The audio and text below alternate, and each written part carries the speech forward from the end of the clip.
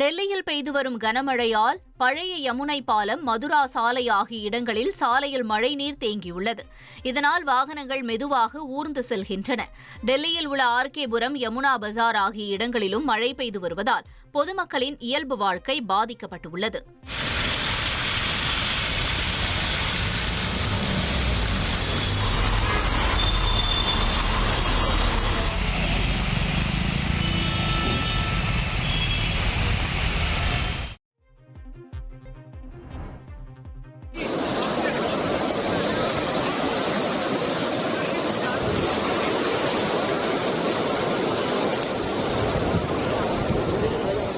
ஜம்மு காஷ்மீரின் அக்னூர் பகுதியில் உள்ள கிராமங்களை மழைநீர் சூழ்ந்துள்ளதால் அங்கு வசிப்பவர்களை மீட்பதற்கு இளைஞர்கள் குழு களமிறங்கியுள்ளது.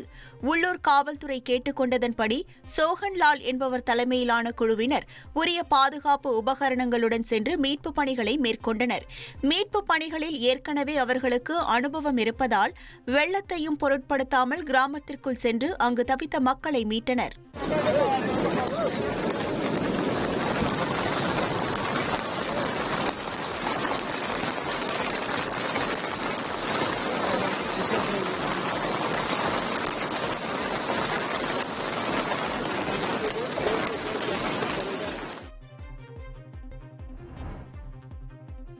மத்திய பிரதேச மாநிலம் குவாலியரில் உள்ள பகவான் சிங் பகுதியில் குடியிருப்புகளை சூழ்ந்த வெள்ளத்தால் அந்த பகுதி முழுவதும் தண்ணீரில் தத்தளிக்கிறது. முழங்கால் அளவு தேங்கி நிற்கும் தண்ணீரில் மக்கள் நடந்து செல்லும் காட்சிகள் வெளியாகியுள்ள நிலையில் அந்த பகுதியில் உள்ள கால்நடைகளும் பெரிய அளவில் பாதிக்கப்பட்டுள்ளன.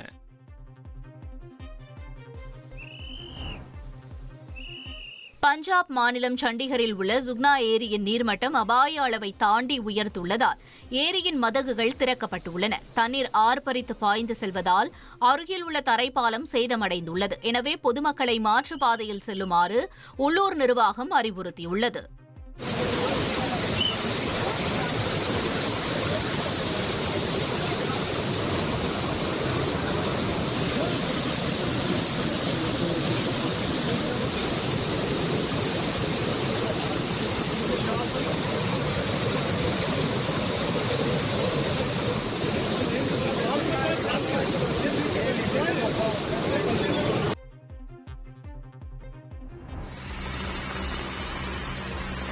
ராஜஸ்தானில் பெய்து வரும் கனமழையால் மாநிலம் முழுவதும் வெள்ளக்காடாக காட்சியளிக்கிறது.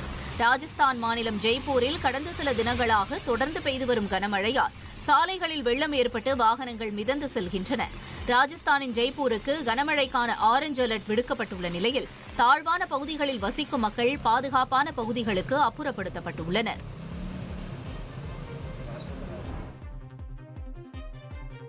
வரலாற்றில் மிக மோசமான வெள்ள பாதிப்புக்கு ஆளாகியுள்ள பஞ்சாப் மாநிலத்தில் வரும் செப்டம்பர் 7ஆம் தேதி வரை அனைத்து பள்ளிகள் மற்றும் கல்லூரிகளுக்கு விடுமுறை அளித்து அம்மாநில முதலமைச்சர் உத்தரவிட்டுள்ளார். பஞ்சாப் மாநிலத்தில் வெள்ளத்திற்கு 30 பேர் உயிரிழந்துள்ள நிலையில் ஃபெரோஸ்பூரில் வெள்ளத்தில் தத்தளிக்கும் மக்கள் படகில் பத்திரமாக வெளியேற்றப்பட்ட காட்சிகள் வெளியாகியுள்ளன.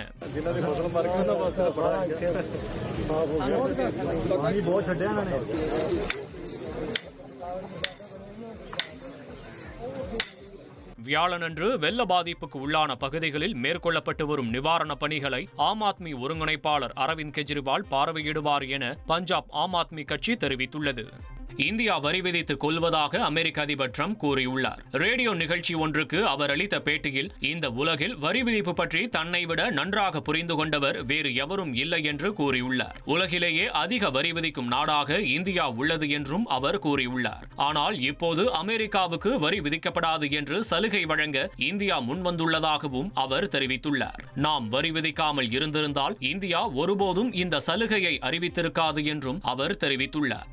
ஹவாய் மாநிலத்தின் கிலாயுயா எரிமலை 9 மாதங்களில் 32வது முறையாக வெடித்து சீற்றமடைந்துள்ள நிலையில் எரிமலையிலிருந்து வெளியேறி ஆறாக ஓடிய ஆரஞ்சு நிற எரிக்குழம்புகள் வானை ஒளிர செய்தன. உங்கள் தந்திவன் தொலைக்காட்சியில் வீர ஆஞ்சநேயா தினமும் காலை 8 மணிக்கு காணத் தவறாதீர்கள்.